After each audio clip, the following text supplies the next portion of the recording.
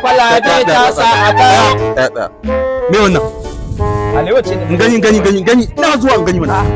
Ikon Allah. Kallon da cin da leda ne kai. Ka san cututtuka nawa ne a cikin wannan leda? A cikin ledan? Kake sai da mai yara? Ai alewan tana cikin ledan ne. Bari da alewan nan mai inganci ce? Riya ka. Alewan ai akwai zaki. Me alewa? Wannan alewa.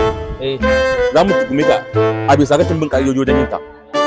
Daga hukumar health, wannan alewa ta yi zaƙi da yawa, zai zama illa ga yara. Ita alewa? Me alewa?